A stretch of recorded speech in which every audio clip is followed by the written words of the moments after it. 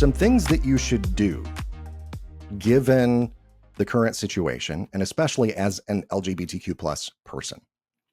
What should you do given all that's happening in the world, in the economy, in the stock market, and in the country in general, around the world in general?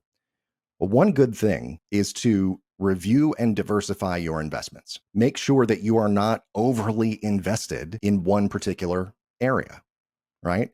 If you were going back to those market crashes that I just talked about, if you were overly invested in tech or in dot coms back before the dot com bubble burst, and you had all your eggs in that basket, yeesh, that was not a good situation for you after the dot com bubble burst and the market, came down as a result of that. But it really was, if you were overly invested in that particular sector, you were not doing so well. So that's one thing. Avoid making emotional decisions. I'll have more about that momentarily. Avoid those emotional decisions that are based on short-term market fluctuations, right? So I'll have more about emotional investing and why it's important to avoid it coming up momentarily. But another big one that I enjoy, consider working with an LGBTQ plus friendly financial advisor. This guy who's talking to you right now, actually a member of the LGBTQ plus community, someone who understands the community's unique financial needs. Everybody's situation is different. And yeah, there are some generalities that are true for a lot of people and a kind of a wider swath of folks, but everybody's situation is different. I'm someone who understands and works with the LGBTQ plus community all the time. And so I would love to help you out as well. And once again, the website, takeprideinretirement.com. Increase your emergency savings. That's a big one. Aim for 6 to 12 months of expenses in an emergency fund, especially given the economic uncertainties right now, legal uncertainties out there as well, because of some of the executive orders that have been handed down and that kind of thing. There really is a lot of uncertainty, and the mood in Washington may be really significantly changing, and that leads to a lot of fear. But you want to be as prepared as you can. And one way that you can do that is to increase your emergency savings and keep those savings, those funds, those dollars and cents, in safe, accessible accounts.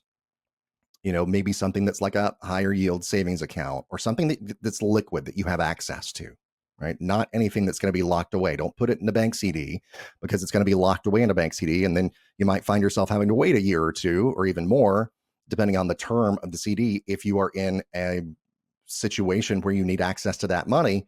The bank is not gonna be too friendly to you in that particular situation. Protect your income with insurance as well. Life insurance is crucial for protecting partners, protecting chosen family members as well, financially.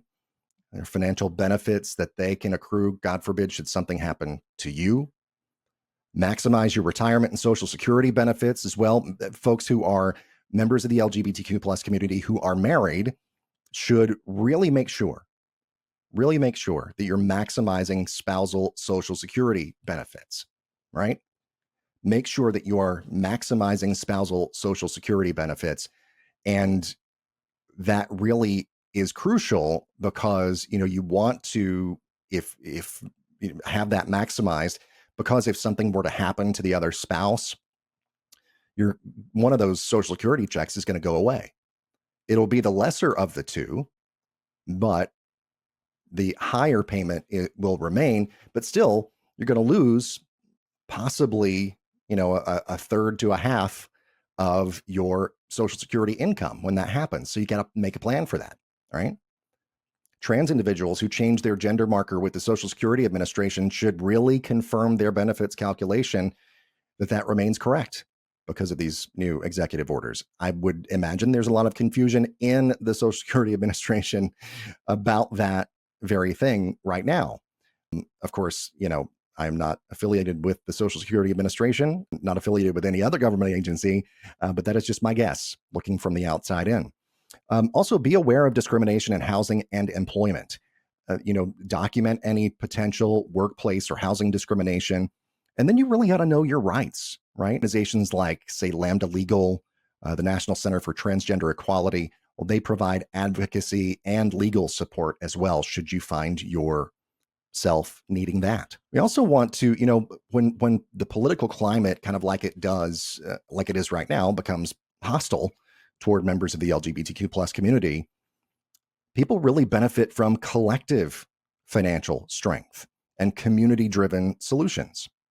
Support LGBTQ plus businesses. Directly supporting LGBTQ plus businesses strengthens community economic power. We are, as has been said many times, stronger together. Mutual aid funds as well. Those networks really help those facing financial hardship due to discrimination or job loss. So mutual aid funds and mutual aid networks, really a good place to look at helping as well. And build strong legal and financial networks. Join LGBTQ plus financial planning groups or advocacy organizations. Just, network with others who are in a similar position as yourself. Encourage local and state policy advocacy for stronger legal protections. No matter where you are, you deserve to be treated like a human being and like an equal member of society. And so advocate for that. Absolutely do.